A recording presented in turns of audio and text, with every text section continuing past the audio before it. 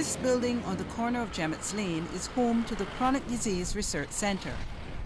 Here, researchers study the diseases and conditions that pose the greatest health challenges to Barbadians, among them high blood pressure, stroke, diabetes, and cancer.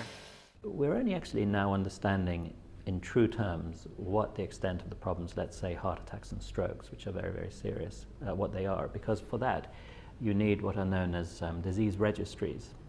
And it's the sort of thing that countries like the US take for granted, and the CDC would produce every year, what is the prevalence of heart attacks and strokes.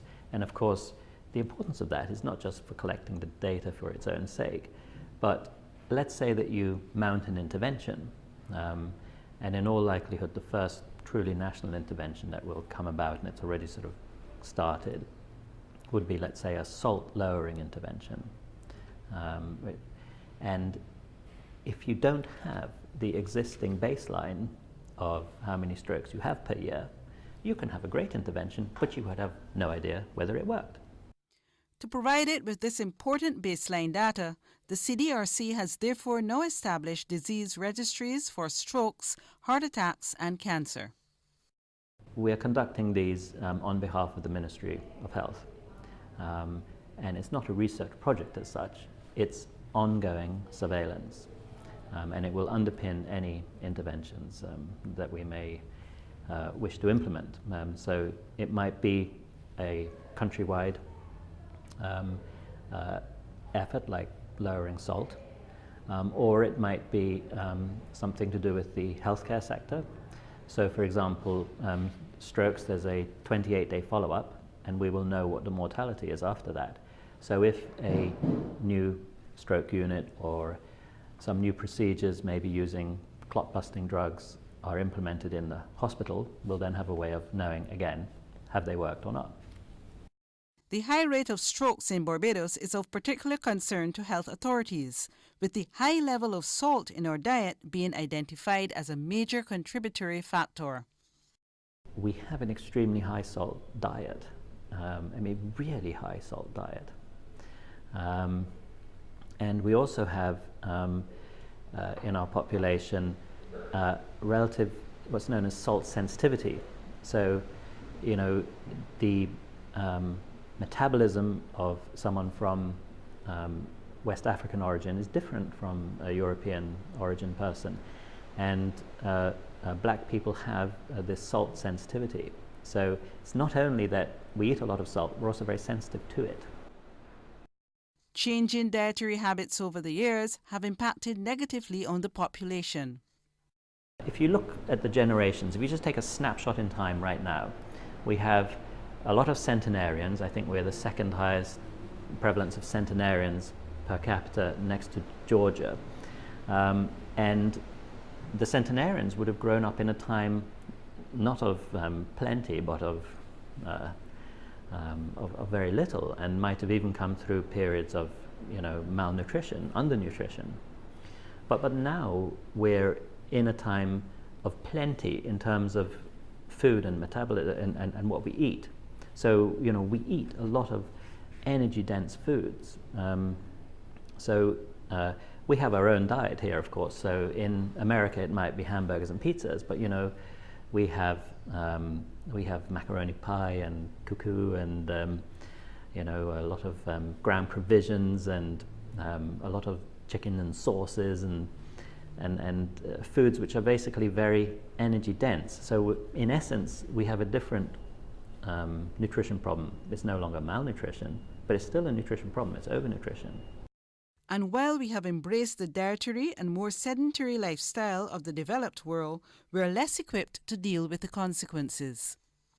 We haven't yet reached the stage of development that let's say European countries have, or the US, where we can cope with the fallout from this, which is chronic diseases.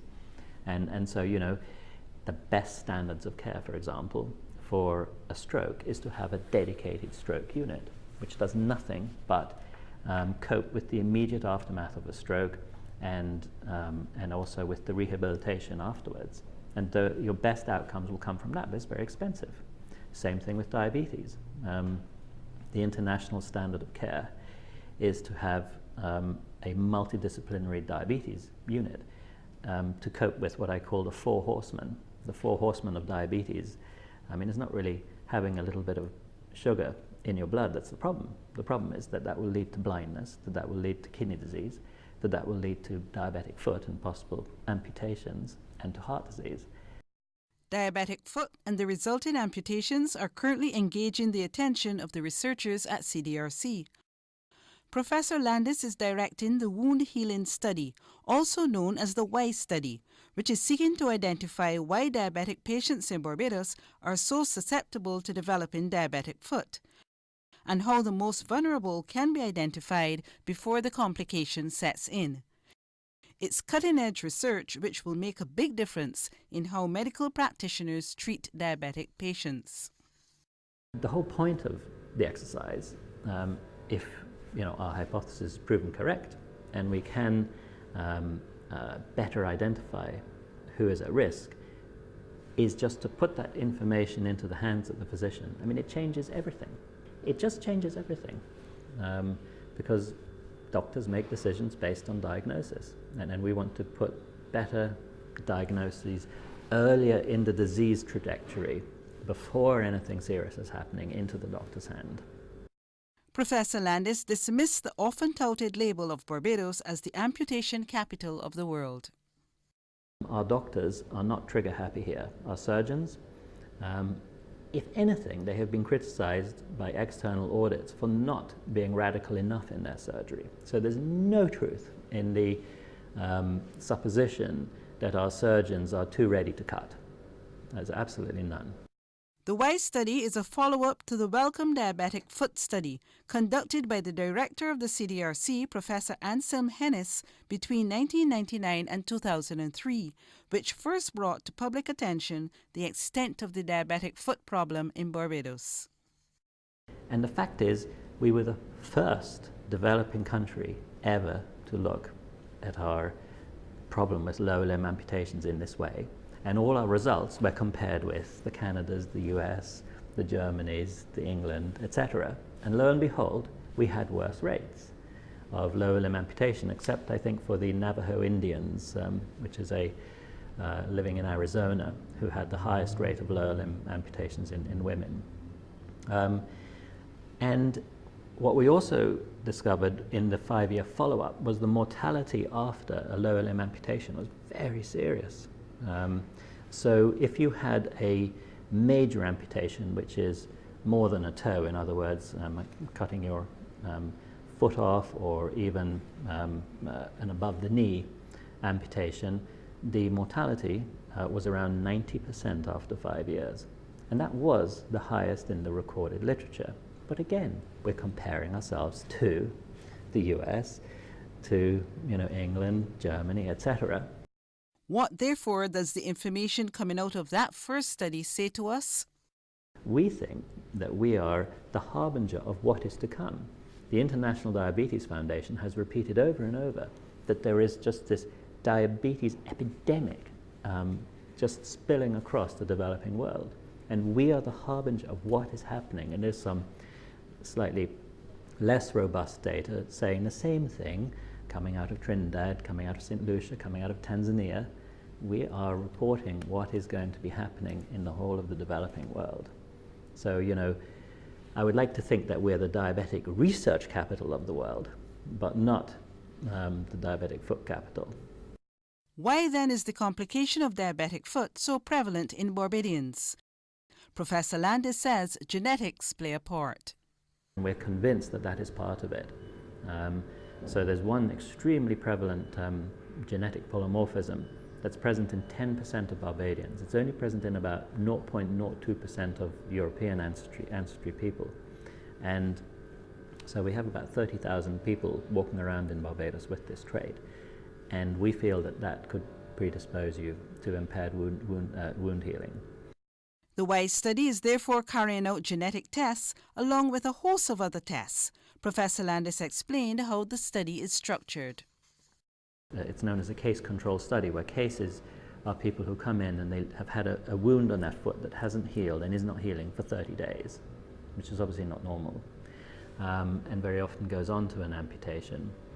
and persons with diabetes who are similar age and had diabetes for a similar length of time, but they do not have a non-healing wound and never have had one. It's known as cases and controls. A series of tests is then administered. And we very much focused on non-invasive scanning tests. So these would be pressure sensors, these would be sensors that can look at oxygen saturation in your skin, through your skin, and those that can look at your blood vessel function through your skin without actually needing to take an invasive sample, because we know that patients don't like to be stuck with needles. Who would? And so we have some reference tests which have been shown, I would have to say, on other populations, white populations mostly, to be useful in diagnosing a diabetic foot, and never been validated in a black population. We also have a couple of tests which are entirely new and have never been tried. One of them is a piece of equipment where there are only 2 prototypes in the world.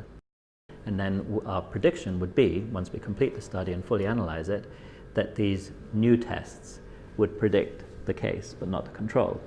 This information is expected to empower physicians treating diabetic patients to make early interventions to avoid the complications of diabetes. As soon as the physician has that diagnostic information, he will make decisions on the care of his patient. He will say, wow, you're at risk for a diabetic foot.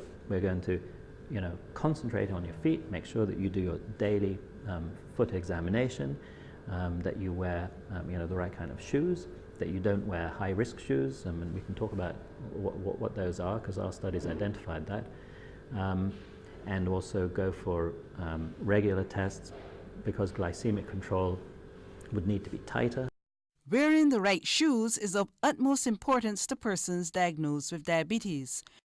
The earliest study revealed interesting information about high-risk shoes. It showed how you can actually decrease your likelihood of getting an amputation on your foot if you have diabetes. So the risk footwear was no footwear. I think a lot of people like to walk around barefoot. And I think we know from Professor Walren's time, the nail jock phenomenon. Other footwear, for example, would be the rubber slipper. The rubber slipper is associated with lower limb amputations. But actually the one which had the most association, even more than no footwear or the rubber slipper, was for ladies wearing fashion shoes once a week. So what I'm really talking about is nice high-heeled shoes for church. And that had the highest risk factor for a lower limb amputation of any footwear. And why is the footwear the diabetic chooses so important? Because all it takes really is, maybe a blister or a fairly mild abrasion. Professor Hennis speaks about one patient he had who was a man, and he literally just grazed his foot on a carpet.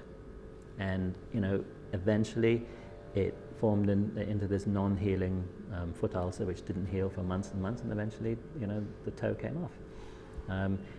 Wound healing is not normal in people with diabetes, and if you give yourself a wound, and as I said, it could just be from wearing fashion shoes and getting a abrasion or a blister or something, that can end up in an amputation.